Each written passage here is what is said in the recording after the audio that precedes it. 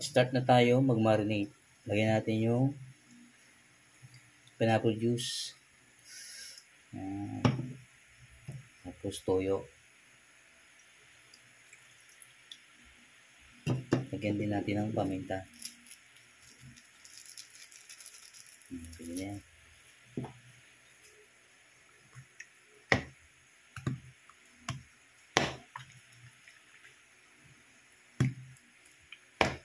Marinate natin ng mga 20 minutes, 30 minutes. Pwede na yan.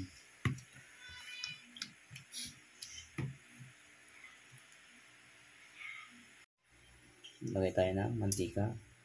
Kunting mantika na. Bawang.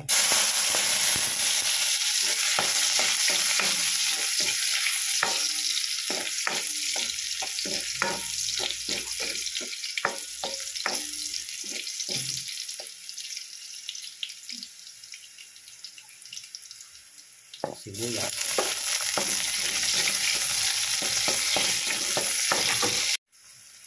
Lagyan na natin yung baboy na nilalim natin kanina. Konti.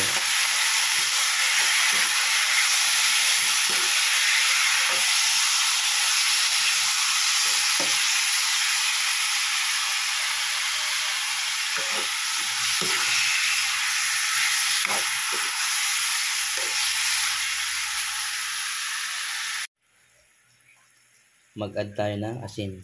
Kunting asin lang. Tapos, add din tayo ng paminta. Pwede na yan.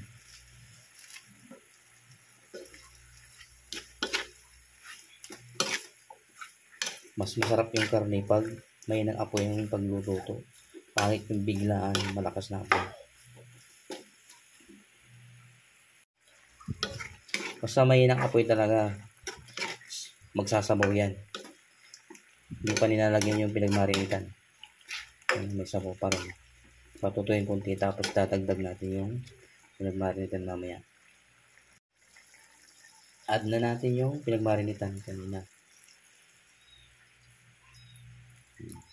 Maghintay tayo ng mga 30 minutes sa may nang apoy, luto na yan. Kahit di na ako magdagdag ng tubig.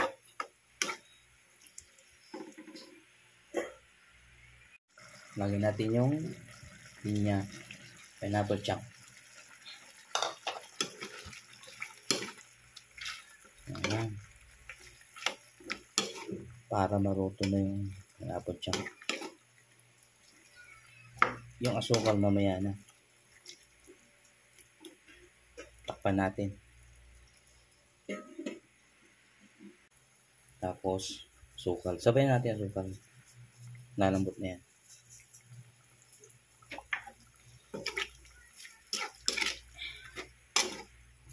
Paghintay tayo ng mga 10 minutes. Ito na yan.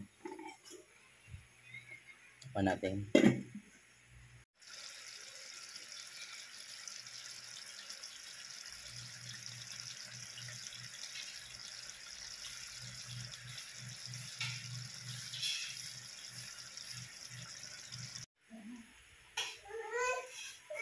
Luto na ang ating pork hamonado